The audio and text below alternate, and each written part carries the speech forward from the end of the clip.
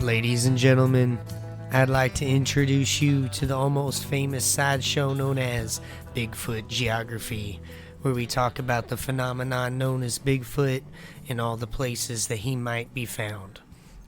I'm your host tonight, Jaster Layenwin, and coming to you live from the Statue of Vulcan in Alabama. It's the KoR Live Podcast.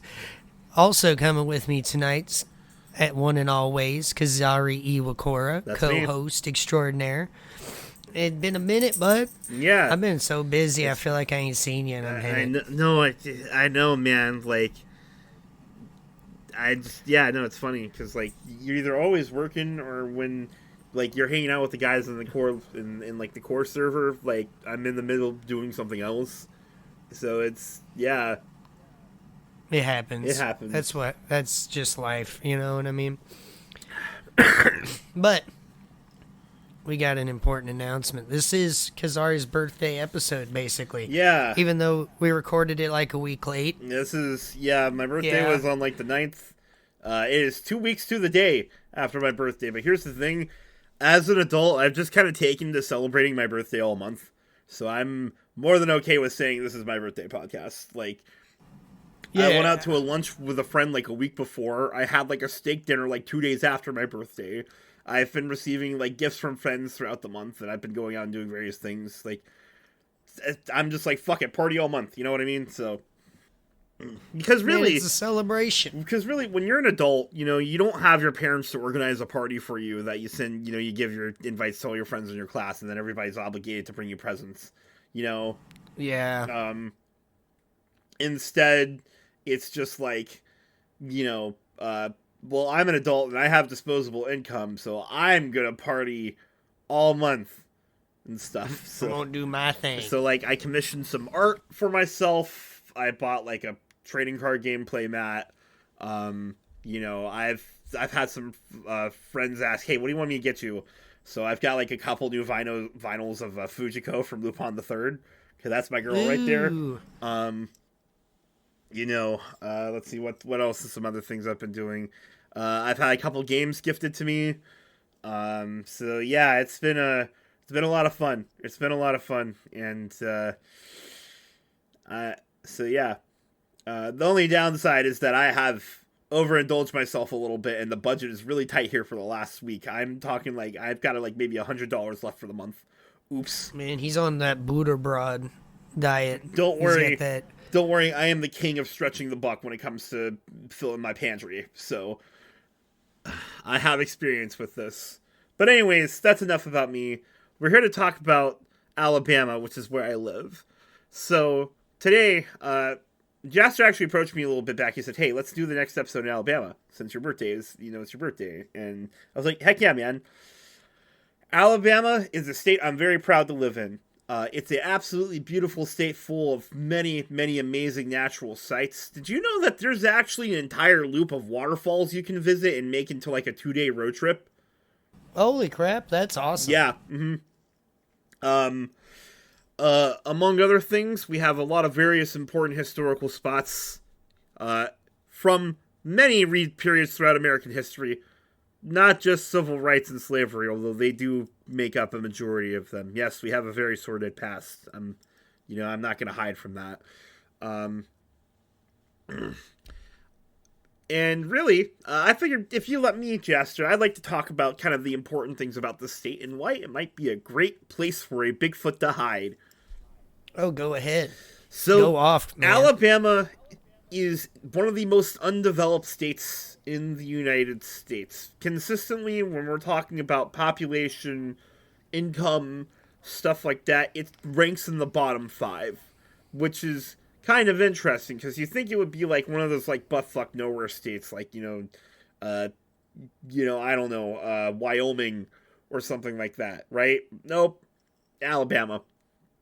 A lot of it has to do with the part that the geography is kind of a part of that. Our state is effectively split into 2 halves. In the northern half, it's right at the very foot of the Appalachians, which as a result means that the elevations in the northern part of the state are very erratic and very hilly.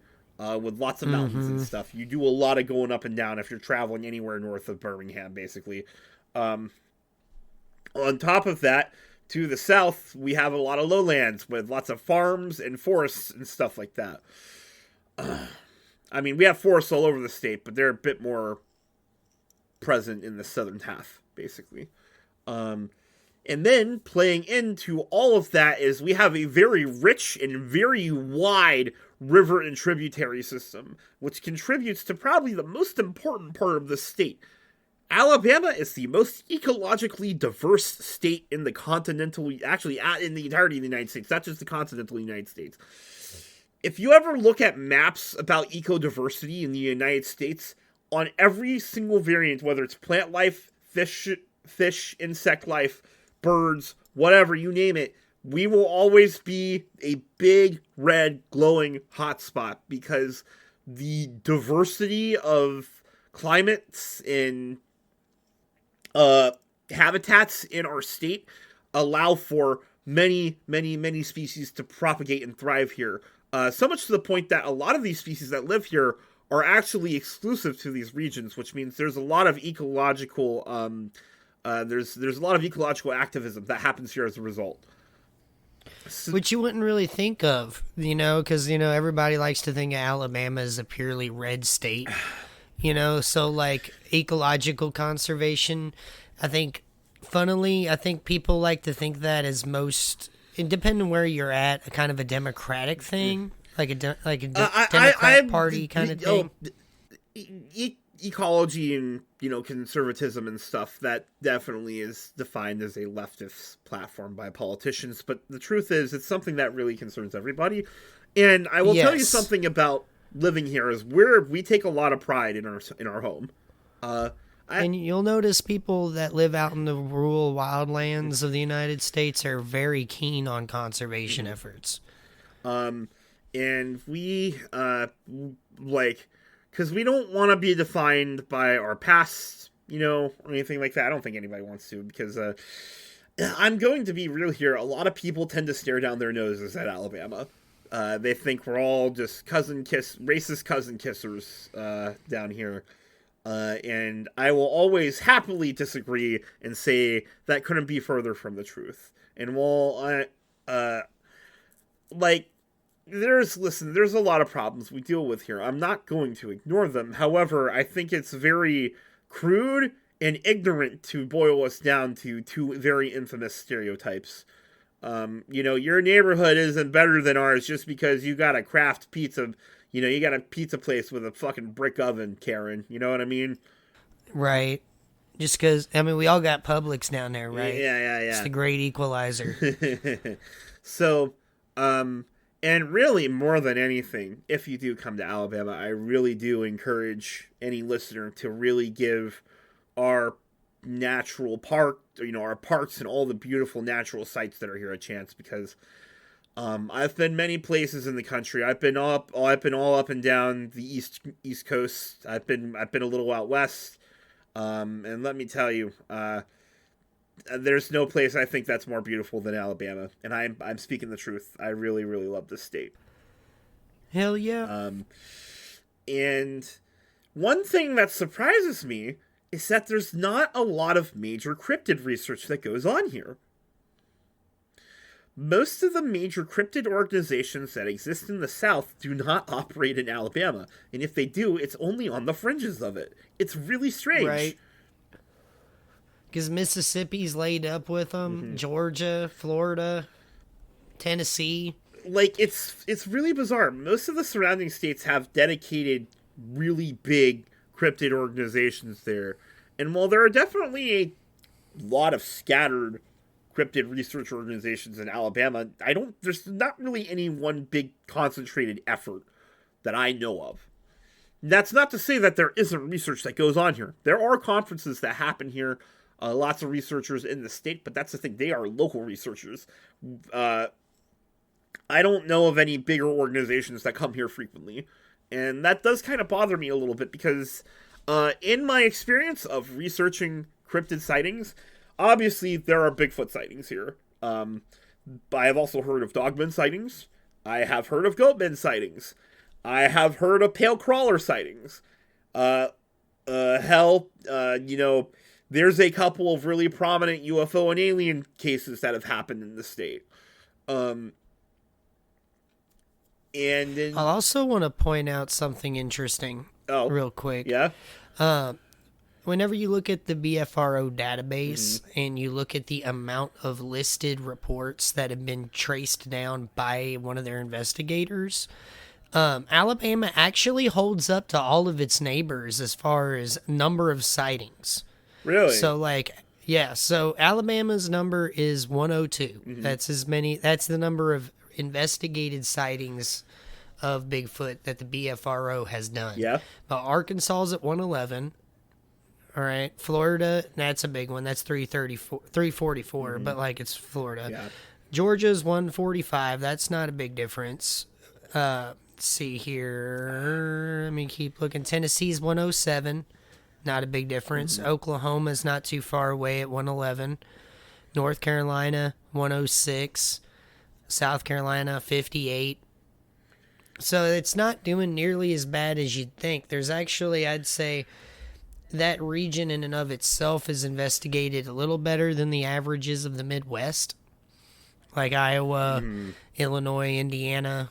Yeah, no, there's definitely those boots on the kinda ground areas. here, but I think we need more. I agree.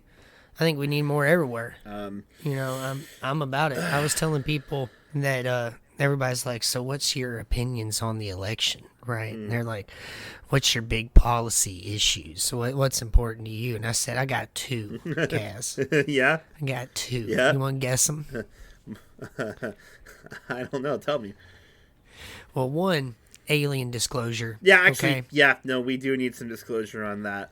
Honestly. And I'm being like halfway serious, okay? No, that one's a serious one for me. Here's the thing. I'm actually right on you with that because, like, it's gotten to the point where we have had multiple congressional hearings and that we know that there is an actual for real conspiracy going on within the government to intimidate military and government personnel into staying silent when they want to speak up. To the point that, like, their lives will be threatened. Exactly. And that leads me into my second issue, and this one's kind of a joke, okay? But I'm kind of not. Bigfoot disclosure, okay? Yeah. If there is ever a presidential candidate that's like, I'll drop all the files on Bigfoot as soon as I'm in. I got him, bro. I got him. I don't need anything else. That's it. You know?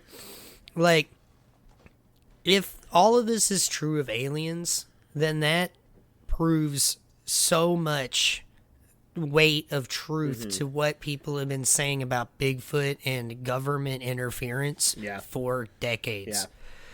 So, like, if anybody wants to start running for office and Bigfoot disclosures on that list, you know you got a voter in me. We might have to. I'm actually, now I want to do an episode where I kind of talk about that issue in regards to UFOs and the government. Oh, I do too. Because let me tell you, that's that's something I have actively been following ever since it's become an actual legitimate political situation. I think we need to do a KoR Live after hours special. So anyways. I think that would be a good one. Now, So there we go. I've talked about how diverse the geography and ecology of Alabama is. I've talked about the fact that our population is rather sparse. We have like maybe 4 major population centers. The state does not have a lot of urban sprawl, which is a good thing. I don't like urban sprawl. If there is going to be a population center, it should be compact and easy to traverse, whether on foot. Actually, should mainly on foot. I hate how car-centric our nation is. I'm gonna be real with you. It's just because of how big it is. We used to have a massive train network, and then the car lobby basically took a hammer to it and destroyed it. Oh yeah. I don't disagree with you there. I do think that like we do need better infrastructure for trains because Lord, the technology is out there. Mm-hmm. And we were looking at it, like last year or something, the amount of passenger train systems that go through the United States, it is wildly scarce. Yeah. If you wanted to take a train ride somewhere, I will say there are a lot of plans in motion to try and begin correcting this, which is something that the Biden administration has kind of gotten the ball rolling with, and I hope future administrations, regardless of party, will continue to do, because it doesn't take a genius to figure out that having really good train infrastructure is good for a nation. Right. Even if you have to sell it to the war party, like, I mean, the non-red or blue war party, all of those people that think like that. Like, think of it defensively.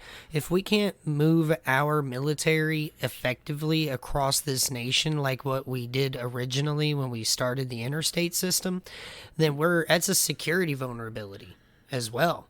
Not even honestly, just... you might have to coach it in that terms just to get people sold on it. I swear. So anyways, we have been orbiting political topics a bit too much, a little dangerously. It's a little funny. We're doing pretty good, though. It's like we try to be apolitical if we can, and then just mainly spout common sense policies if we manage it, and not swing too far in either direction. But so sorry about that. But to get back on the topic of Alabama, so again, I talked about the ecodiversity, I talked about the geography, I talked about the sparse population. So these are all a lot of factors that Bigfoot would like, but really any cryptid would like. And so you want now, it's worth noting that we do have, if our state had to be defined by a cryptid, we do have one. And this one is one I've been researching for a while on my own, because again, I live here, and this is a cryptid that kind of baffles me a little bit, mainly because of the reports. Y'all, allow me to introduce you to the Alabama white thing. Yes, with an A, because we're down here in the South. It's wild. If you're writing it Alabama white thing, you're doing it wrong. Right.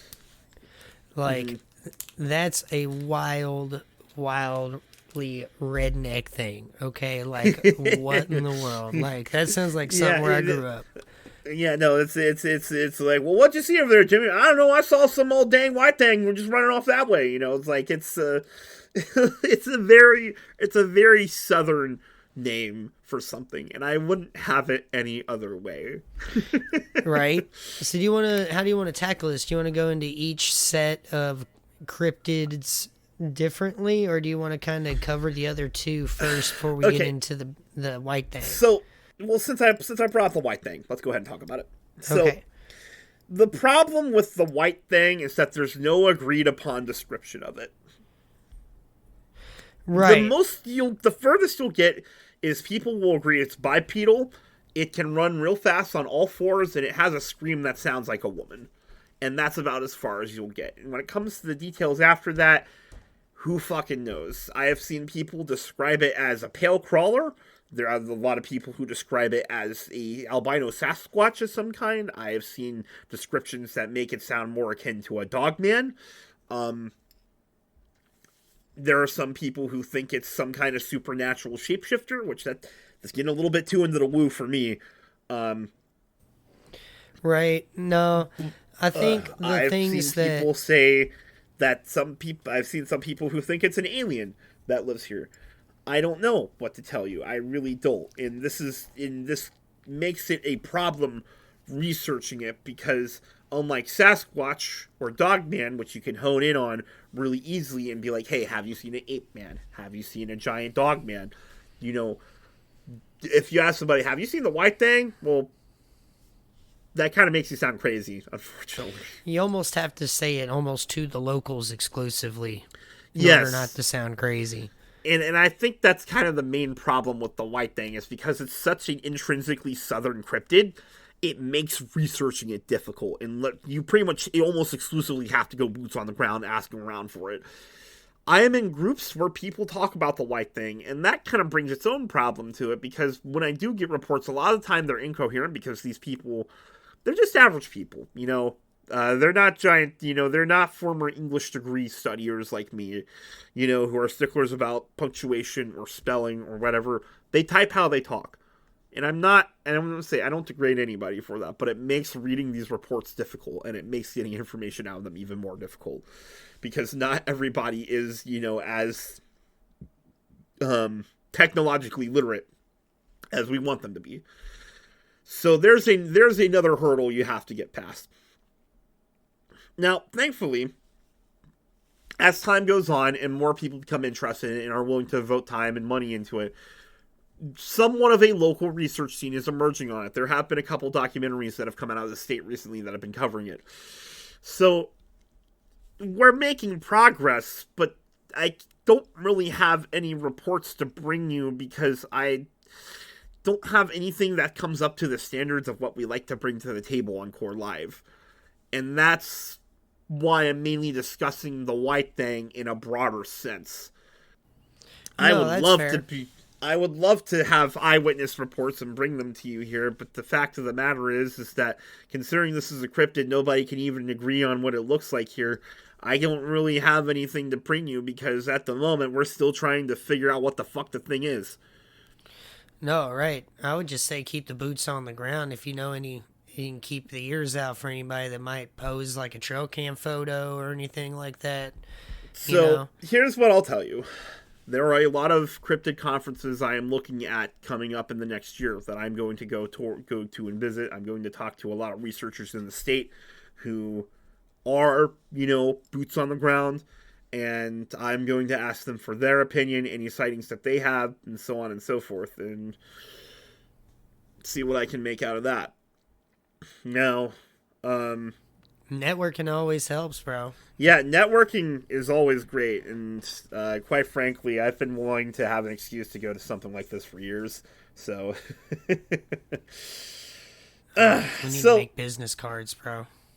We really do. So, coming up, we do have some other things to talk about here. We're mainly going to talk about the proliferation of wild hogs here in Alabama. There are invasive hogs in Alabama, and there is a pattern of them getting bigger and bigger with each passing year. At the moment, the heaviest weighed hog that killed on record, what did you say it was? It was like over 800 pounds? Yeah, so there was a hog killed in southern Alabama that it was weighed in at, it said 820 pounds in the headline. However, I think it eventually weighed in at like 817 pounds or something like that. Now, no, it backs it up, 820 pounds when weighed on a banana scale, which that's a wild thing to just have lying around. Yeah. Okay, that's some redneck shit right there. I can attest as somebody who has seen a dead wild hog. This is a story from when I was in high school. So my forensics teacher back then, I don't know if it was her husband or a friend of her husband, they had shot a wild hog that had been a pest on their property. Mm-hmm. And we were in the middle of doing a decomposition unit. So she got her hands on it and had a special enclosure made for it, and she let it sit outside the skull and decompose. Not a lot of people were happy about that, despite the fact the enclosure was built in an attempt to close the smell, right? Yeah, you can't really enclose smells like that. So the thing is, this thing was already huge. If I had to estimate its size, I would probably say it was somewhere in the neighborhood of 400 to 500 pounds. It wasn't a big one, but it was a decently sized one, right? Well, I mean, depends on what time frame we're talking about. Like, I was looking at these older ones. This was about, I'd say, 8 to 10 years ago. I don't quite remember the exact time period. That was probably big for its time. Mm-hmm. Now, like, it seems like big males nowadays that people just randomly have corralled up that before they start exterminating them can be 300 pounds almost on average now. Yeah. And that was Hogzilla level back in the 1800s, which I kind of name dropped one of the other cryptids. It's not really a cryptid. Jasper brought it up as a potential one, but the fact of the matter is this is just how big the hogs are getting now, and it's just a title people are starting to assign to them. Yeah, I think that it was originally a folktale legend of a massive hog back in the 1800s. Now, what's kind of happened now is that it's almost a classification for a large hog, like the top tier hogs of a generation. Like, yeah. That means that, back in the 1800s, that could be a 400-pound hog, but now it's an 820-pound hog, which is insane. Insane to think of. Less than like 150 years. You're talking about doubling the weight of a wild hog. That's stupid. I mean, these things are weighing in around the same size as bears. Yeah. It's an insane concept. Like, and then to talk about how bad this is, like the hog problem in Alabama is all encompassing. Like, it's one of the states in the South that every single county has an invasive species issue with the hogs, and they have populations that they continue to monitor. Like, some places even pay people to go out and help them exterminate them. Yep. It is nuts. Like, I'm sure people in this kind of, in our communities, probably got YouTube giving them some, like, short videos or something on, you know what I mean, on this whole issue because of how big of this is in the South. Like, it started to creep up through Kentucky and into Indiana now because they finally started swimming the Ohio River, which is that's not easy. It's a big problem, man. And I'll tell you this much: we're not going to run out of Conecuh sausage anytime soon. Actually, yeah, we will, because these species of wild hog, like, they're very resilient and they're carriers for a lot of disease. But the main problem is that they're worm infested. Like, you can't use the meat. So, like, after these giant hog hunts, like, dudes in a helicopter, and they got, like, 4 dudes with guns off the side. Like, I've seen so many videos of this. It looks like some crap they just trained the military with. You know what I mean? Yeah. So, like, these dudes are out here just wasting shells, going nuts on these things, and it's not even denting the population. Like, and we're talking tons and tons and tons of them. Like, it is bad because they're also deforesting and destroying farmland. Like, they're one of the worst species to have for collateral damage on human agriculture. So, like, it is really bad. Like, oof. It just sucks. Like what you were saying, like, the suck part is that most of these communities of hogs are so worm infested you can't eat them. Like, it's just about shooting them. I was mainly making a joke about Conecuh sausage. That's a local variety of meat that we have down here that we're all nuts about. Uh-huh. Have I ever raved at you about how much I love Conecuh sausage before? See, we got Purnell's.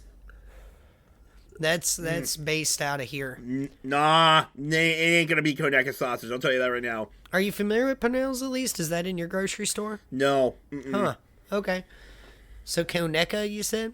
Yeah, Conecuh, because it's from Conecuh, Alabama. Well, you're gonna have to send me a photo so we can drop it here. You know what I'm saying? Well, say no more. We're gonna have to figure it out. Like I said, we're gonna have to figure out a Purnell's one too. You know what I'm saying? But, like, that one and Tennessee Pride are, like, the sausages that are stocked the most around here. I feel like everybody has a local sausage brand. It's kind of fun. There you go. Conecuh sausage. The original right there. Look at that natural casing. Ain't that great? Oh, shoot. Yeah. We've got some of their shit. Yeah. It finds its way up here. Like, Souse. Like we find that. That's that brand. Mm-hmm. So, get yourself some Conecuh sausage, Jaster, and smoke it up, grill it, whatever you do, man. It's some good shit. It's some real good shit. Ooh, I like it. Hey, listen, it is a grill-out staple down here. Okay. So, let's go ahead and get into some Bigfoot. So now, so we've talked about the geography, we've talked about the white thing, we've talked about Hogzilla. Now it's time to talk about... one more. Well, we got one more. I forgot what the other thing was. Those pale walkers. You mean pale crawlers? Those things, yeah. Well, I only brought pale crawlers up into the conversation mainly because those are some of the descriptions I've seen in regards to reporting the white thing. Here's the problem with pale crawlers is that, first off, they only really just now have a term to describe them, because before that, people were calling them skinwalkers, erroneously, might I add. Remember, people, if you're not on Navajo lands, it's not a skinwalker. Stop calling them that. No, it's not a Wendigo either, because that's very specific regions of Canada. Well, shut up and get educated. Actually, a little elaboration. A lot of Algonquin-speaking language groups throughout the United States all have oral tales of basically a Wendigo. So it's like, it turns out like that language group where it originated in Canada was a very successful one. And then all of its people propagated a long way. Okay. Like across the long way. You would agree with me when I say that too many people are way too eager to throw out those two terms. Oh yeah, when they it's see anything heavily remotely weird in the misunderstood. woods. It is the, like, it, come on, like, people, for Pete's sake, stop perverting Native American It ain't got myths horns. and legends just because you saw something in a woods. Okay, y'all? Come on now. Now, like, I saw these one prank videos that I was loving where these kids were using Aztec death whistles to get, like, trespassers off of properties. I saw that. That was hilarious. Oh, God, I would hate that. So, really quickly, I'm going to educate y'all. So, the two new terms du jour, if you're trying to describe something, it's either a flesh gate or a pale crawler. Flesh gate has kind of become the generic term for what one might consider a Wendigo and or a skinwalker, even though I really don't like using those terms because, again, they're not cryptids. They're not. No. Like, urban legends, more so. Well, the skinwalker isn't in the realm of cryptids. That's a... Spirit. No, they're not. They're witches. Well, it depends. So there's... If you are talking about the Navajo definition of a skinwalker, they are witches. Right. Like, the Navajo definition, yes. And then, if you're looking at other language groups, there's people that generally fall to some sort of witchcraft when they eat meat, but it's not really witchcraft in the ritual sense. It's more like they just become really gaunt, powerful, even though they're really frail. Like, things like that. Well, see, now, that's a Wendigo, and that's different. Understandable.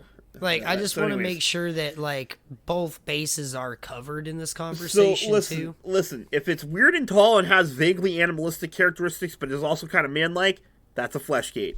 If it's pale and anorexic looking and got long fingers and looks like it wants to eat you, that's a pale crawler. Yeah, not to be misunderstood with the rake, because that's a whole other conversation. It's kind of funny. It makes me wonder if the person who made the rake up for that contest on something awful knew about pale crawlers and based it off of that. I wouldn't be surprised. Like, I think it was an evolving thing after that point anyway, where, like, a lot of its physical characteristics grew after the original post as well. Mm-hmm. Yeah. As often happens with internet art. Yes. Because when it comes to stuff like that, it's more of an ongoing conversation. Mm-hmm. So, all right. So that's really all I have to say about white things. That's just a pet peeve of mine, Jasper. I've gone off on this about 1,000 times. So now we're finally gonna get to the Bigfoot reports. Thank you for sitting through all of our bullshit. So this week we don't really have a variety of sources. We just went and plucked some from the BFRO because we need to get this one out. We haven't had one in a while. And, there was so much to cover that we were just like, we settled for the BFRO. Usually we like having more diverse sources when it comes to our reports because, one, we don't like leaning on the BFRO. Not that we hate the BFRO, but, like, you gotta diversify your sources. True. We just made sure that they were at least investigated by a researcher. So we made sure these were the ones that actually had follow-ups on them. And we've got a couple of interesting ones. So we're going to start with BFRO report number 43689, which is a Class A report. It took place in the spring of... it says season spring, but the month is October. Huh? Sorry? What? Yeah, right. Fall, I guess. Yeah, it took place in fall of 2013, and it doesn't have a date applied to it. Yeah, it says the 2nd on mine. Okay, October 2nd. Okay. So October 2nd, 2013. It was located near Bayview Lake. Bayview Lake that's a ways out. I think we were just looking at this really quickly. Well, it's not too far out of Birmingham. Like, it's like northwest of Birmingham, like west by northwest. It's not terribly far out of here. Give me a second. Yeah, it's an artificial lake that was impounded by a dam in 1910 to create a reservoir. And I believe it's one of Birmingham's water sources, if I remember right. Understandable. I know, like, I grew up next to a big man-made lake up in Indiana. Listen, our main water source here where Buchanan and Devin live is also a man-made lake. So hopefully they clean it good. You know what I mean? Because my man-made lake is a little dirty. Now, I think the bigger part of this, I'll go ahead and get into it. It was in Jefferson County, right near the nearest road's Alabama Highway 269. And so this guy was fishing, and what he had heard was a bunch of rustling, a bunch of commotion while he was fishing in a creek near Bayview Lake. And when he spotlighted across the creek, he saw two large, brown, hairy-looking cavemen, in his words, fighting on the creek side. And when they had the light shined on them, they ran up the hill, and the dude was like, "I'm just reeled up my poles, and I got the hell out of there. I'm not going back there all by myself again." Understandable? Yeah, absolutely. Yeah, this is you don't hear reports of Squatches fighting each other that often. And No. It really makes me wonder what was the source of the fight. Was it a territory dispute? Were they fighting over a mate? Was it a food dispute? What was what was making them get into that fight, you know? Right. Like, were they just sitting there fighting about trying to figure out which one was going to jump him? You know what I mean? Maybe. Like, what's going on? Because, we don't know about the social dynamics of Sasquatches, so we don't really know why they would be fighting. Right. I do think, I've heard a couple of stories where it felt more like a territory dispute because it was two lone males that had hollered out, miles away from each other, could hear each other, and started going towards each other. And then the guy that had witnessed it just so happened to be in the area when they found each other. And it was like he didn't even exist. Wow. Yeah. Because we have a good idea of, we know that Squatches can be territorial because they will try to drive people out of their territory. And we know the kind of behaviors that they make when they want people gone, compared to when they're just observing. So, I could buy the hypothesis of this being a territorial dispute. So the investigators' follow-up gives a little bit more context about it. So the creek where the sighting took place is a long, narrow, man-made lake that's about 200 yards wide, and he was fishing in the dark. And for half an hour, the two animals running left and right about 60 yards each way as they worked their way downhill toward the witness. So this was a moving fight. Which I would imagine, it probably would be, if you've got animals that have no natural weapons. You know, it's probably a blunt force directed fight, I would think. Yeah. Mm-hmm. Now, the other part of it is this guy being a lifelong outdoorsman, he felt like there's no way it could be a deer or even humans fighting. It made way too much noise. Yeah. Now, he illuminated them whenever he felt like they were in a clearing near the water line across from his location. So he's, not wanting to telegraph his own location until he was pretty confident that he could actually spot whatever it was. Yeah. And he was saying that both of them were about 7 to 7.5 foot tall, and they had dark skin, their shoulders were very wide, and both had large butts and hands. which like you always wonder, like the first thing people look at when they see a Bigfoot, like that's one of my favorite side conversations about Bigfoot is how often the personal anatomy of one of these creatures is the first thing people see. That's like the first thing. And I'm like, what? Like, that's kind of hilarious. Like, how many times, Kaz, have we been listening to like a Sasquatch Chronicles episode or like one of the other big podcasts, and the guy was like, I could definitely tell it was a male. You know what I mean? Yeah. Uh-huh. Or, I mean, they just let it all hang out, like... I mean, where else is it going to go? Yeah. They don't got nothing to tuck it into. My thing is like, were you that curious? Like... I mean, I have to imagine if he had a light powerful enough to go across that water, he probably definitely illuminated that. You know what I mean? Well, apparently he illuminated butt cheeks because that was what he wrote in his report.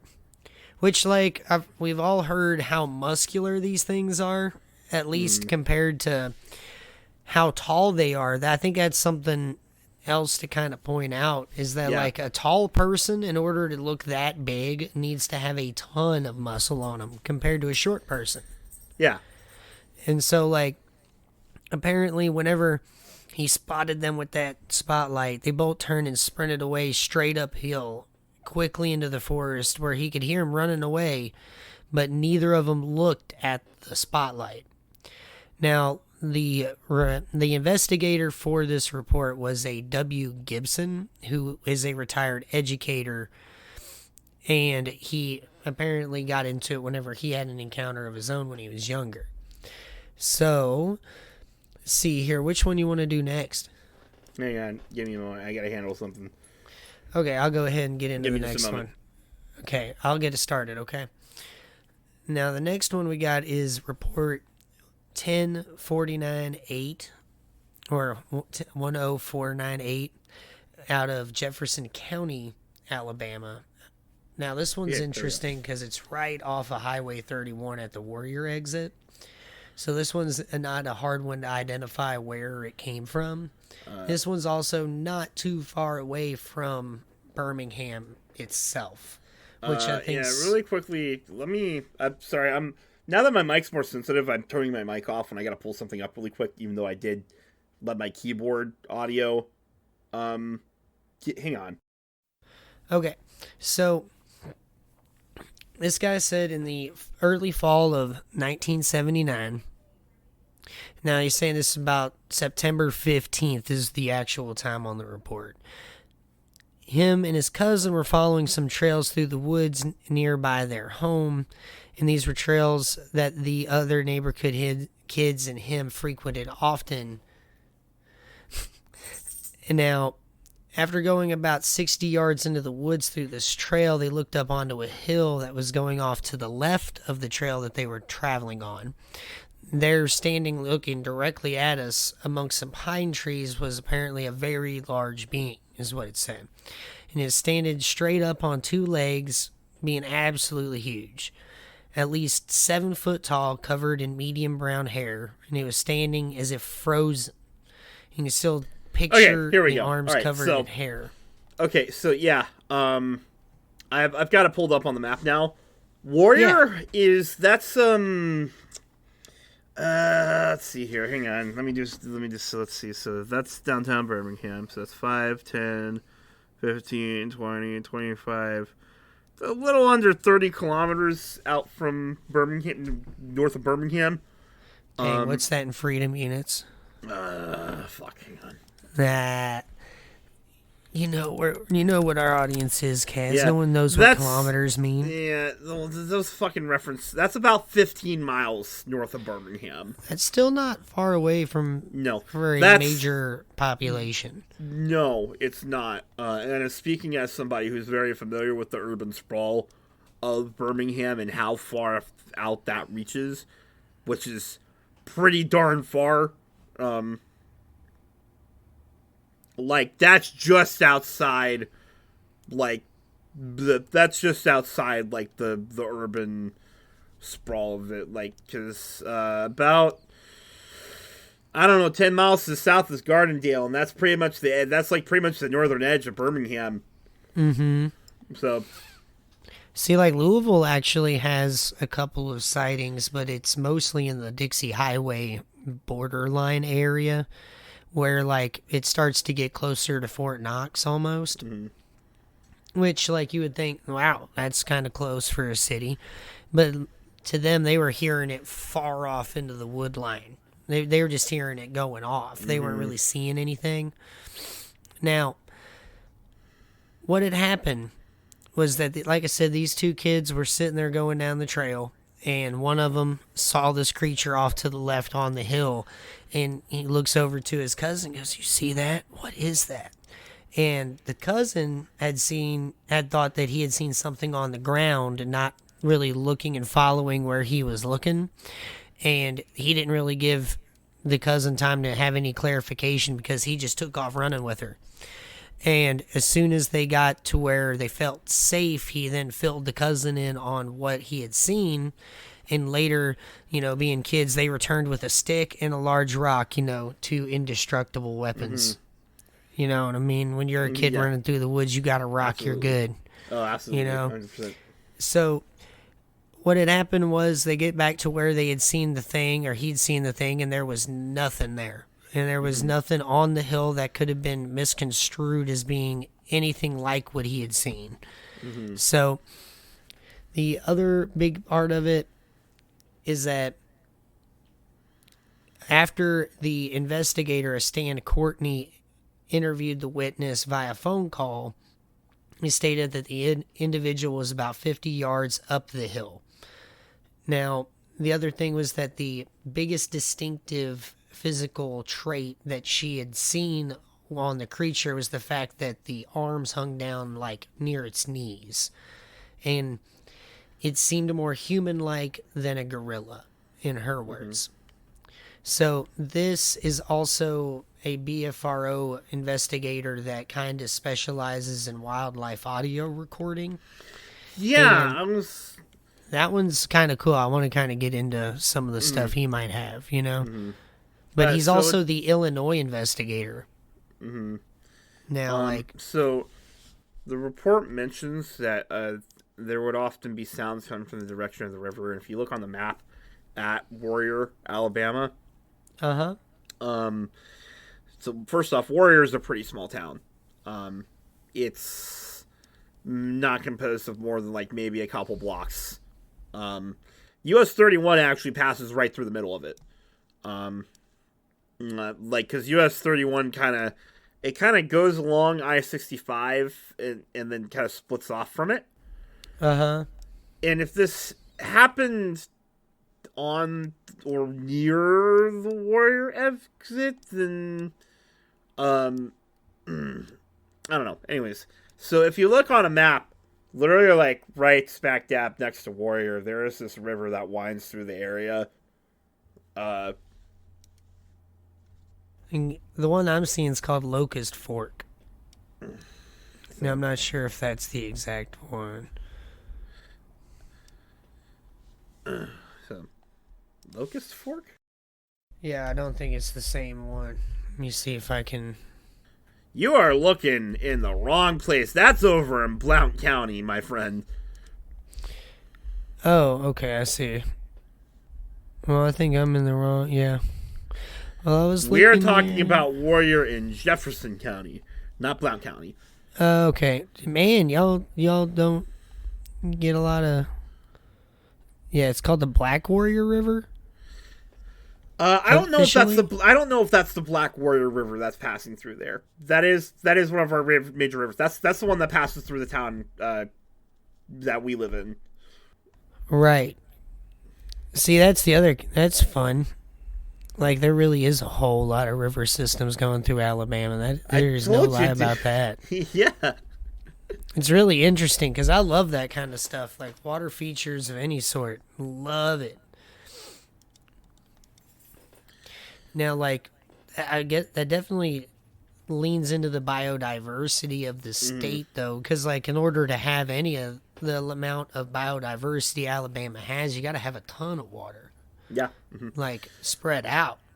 I gotta say, there's not really anything about this sighting that really jumps out to me. This seems like a pretty run-of-the-mill average sighting. Some kids fucking around in the woods, they see a Bigfoot looking at them, and then one of them sees it and gets spooked and runs, and the other one gets spooked that they're spooked and they run. I don't really, I don't really think there's anything really interesting to discuss about this one. Mm-hmm. So you want to go ahead and move on to the next one? Yeah. So I got you. No, I'll do this one. I got you. So this is BFRO report number 40417. This is also a Class A sighting. This one took place in winter of 2013, which is this is the very tail end of winter, so about early March, thereabouts. Mm-hmm. So, let's see here. The witness reports seeing a slightly slouched figure that was hairy and about 9 to 10 feet tall. They could hear leaves crunching, and they whistled to make it stop. It kept going, so they whistled again louder, then stopped once it was behind a trailer. They whistled again to get a response, and they did not. So, the guy was also saying that he had a previous encounter when he was just grilling hot dogs outside of his house, doing out in his woods camping, grilling some dogs, and then apparently he saw a 7 to 8 foot tall figure looking at him from 10 yards away, and he just shouted at it, "Hey!" and it ran off. And then he found footprints next to the area in the pond near where he was camping, kind of make him think, "Hey, maybe I actually did see something. I wasn't crazy," Now, the other part of it that I want to kind of get into is what the investigator had said, who was Michael Brumfield. The investigator's follow-up statement is a bit more informative than the sighting as it was written, because it's Now, the first sighting, he really didn't have too much to go off of, because I guess he didn't really get a good look at it, other than the fact that he, comparing it to a size 13 boot, the footprints he found were an additional 6 inches longer than that footprint. I'm gonna read the same incident as the investigator described it. So it took place outside around 9 p.m. The witness was outside and heard something heavy crunching leaves, and got surprised by a large 8 to 9 foot figure standing under a security light watching him. The description is very large, around 500 pounds, arms past his knees, dark brown in color, a side view of a chest 1.5 foot wide with a slight, air quotes, beer belly. The hair and fur was described about 3 and 4 inches long and fluffy. The head came to a point, a rounded point. This is when the witness whistled at the creature. It turned to look at them, then moved off to the wood line with a long stride. No vocals were heard, and no tracks or other evidence was found.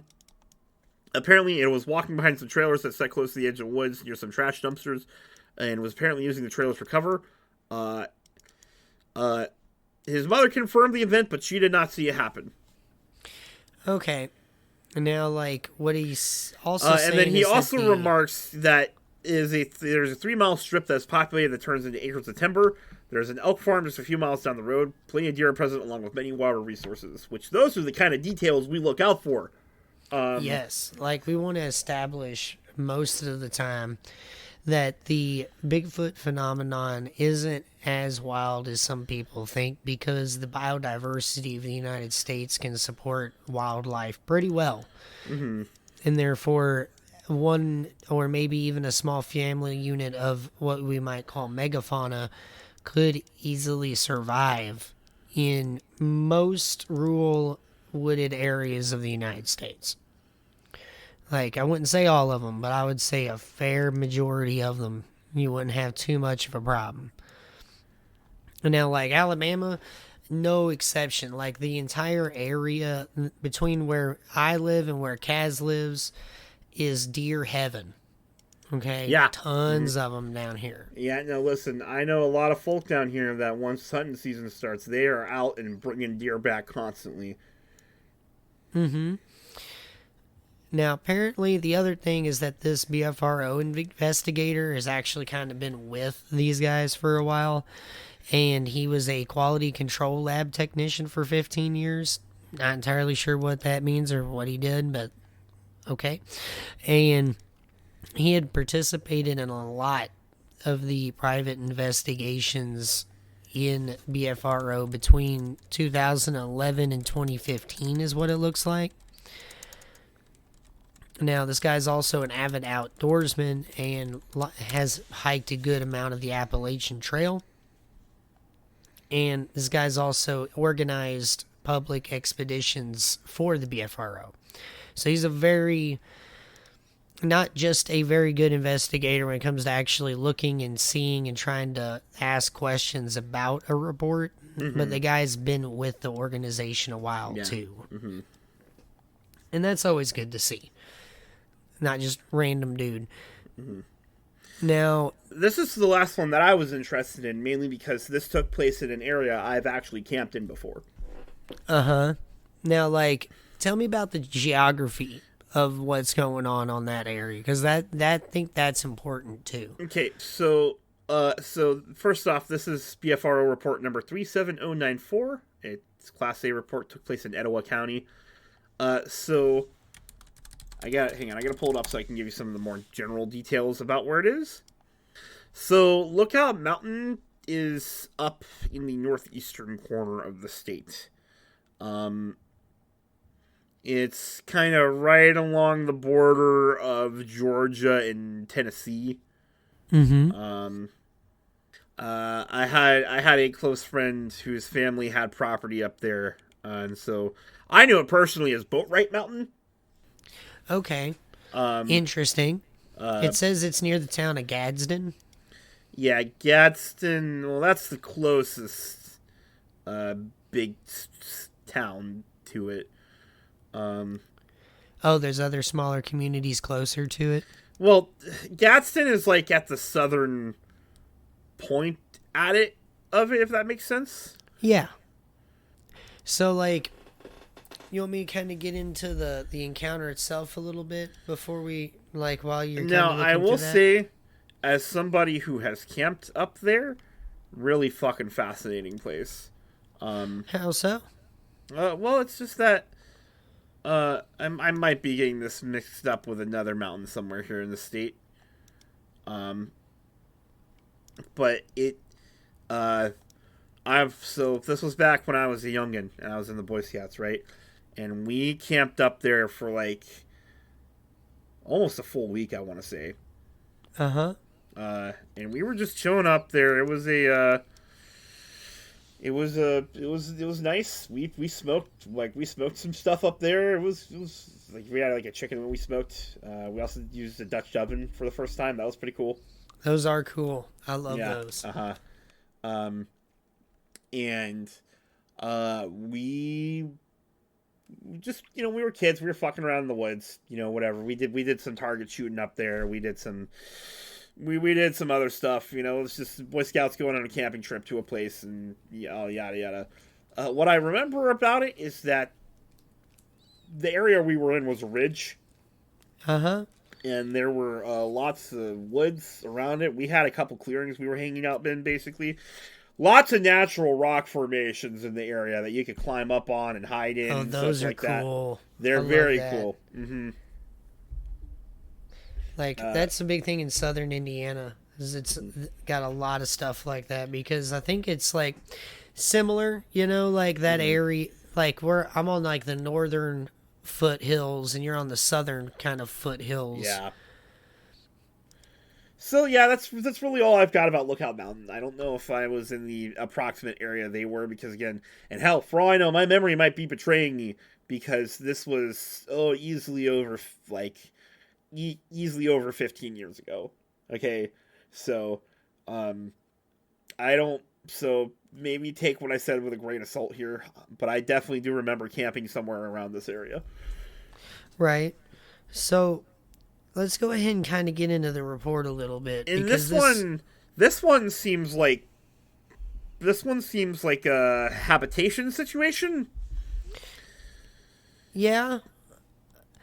Now, like, I will say, let's just go ahead and get into what the investigator goes into, because this is the same guy that we just talked about, and his detailing of the account is a lot better than trying to understand and talk through what the actual report states when the guy submitted it, because either he was kind of distraught whenever he wrote it, or English wasn't his best subject in class. No, like, see, this is actually the kind of thing I was talking about when it comes to reading reports from this area. People are really bad at writing reports in Alabama, because why would you need to write a report when you're living down here, you know? So only 3 letters I need are U.S. and A. You know what I mean? So here, I'll pick out the details from the eyewitness report. Is that there is always a prominent odor on the property. And apparently they leave table scraps out somewhere, or they, there's your problem, you know. You're feeding the damn things. And they note, there was also an area where trees 6 inches in diameter are pushed to the ground, and the middle area is scratched up. They report rock throwing, frequent sightings around their own property. They have a neighbor who has seen stuff near their tree and apparently has upset their cows quite a few days in a row. And now you can read the investigator's statement. Alright, I got you. Sorry about that. Maria just got home from work.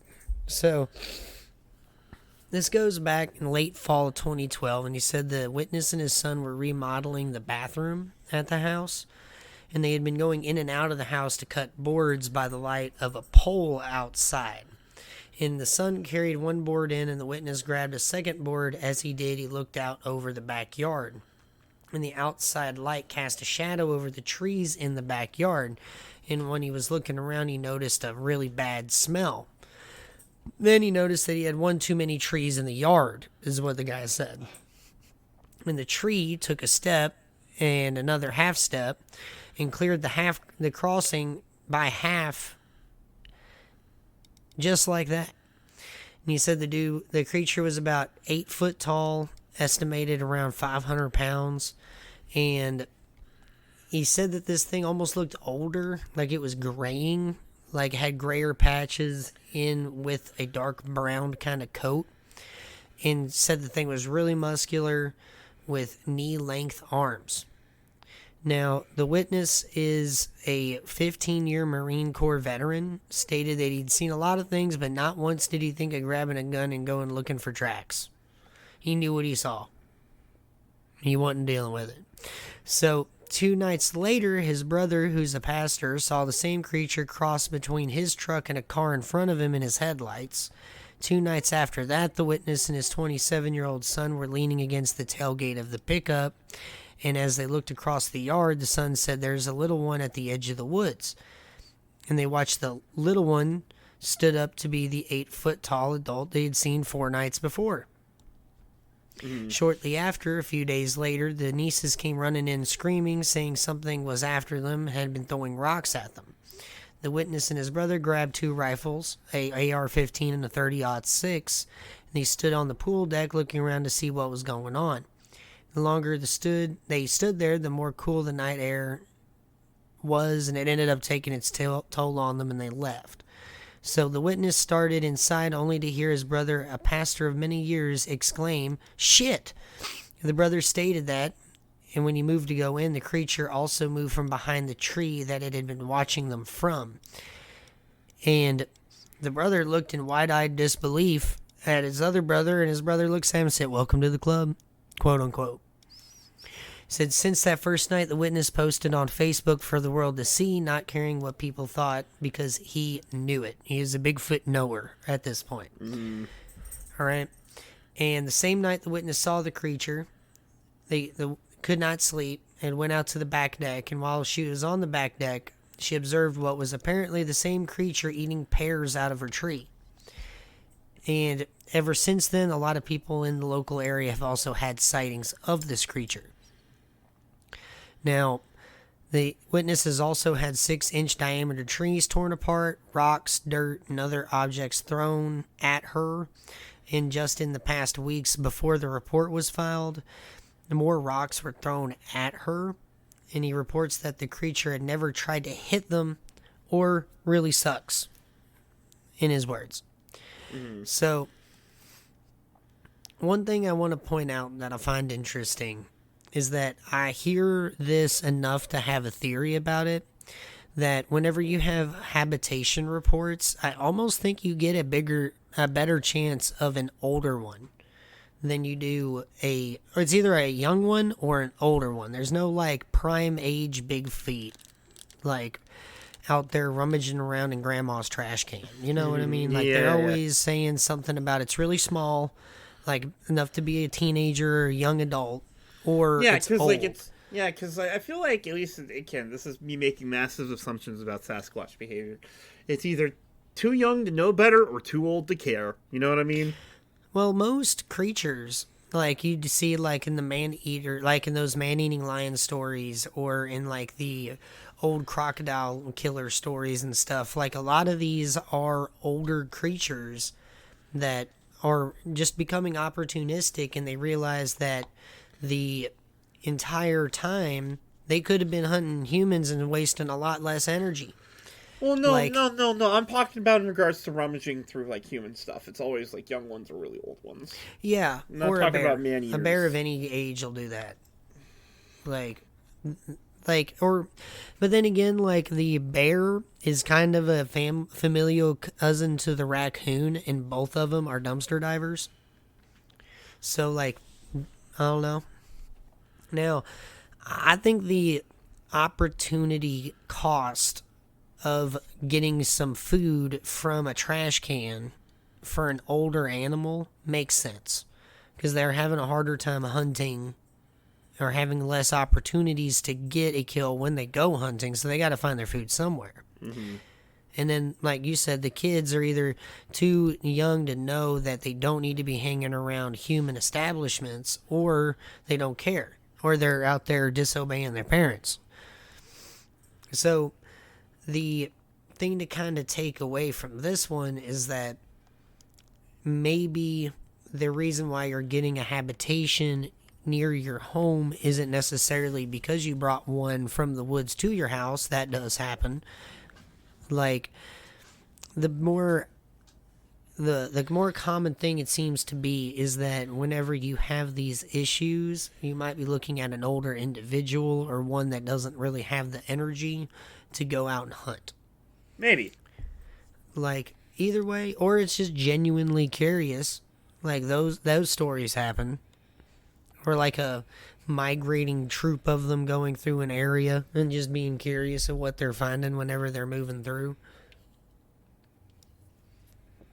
So, I think that actually wraps up pretty much this episode.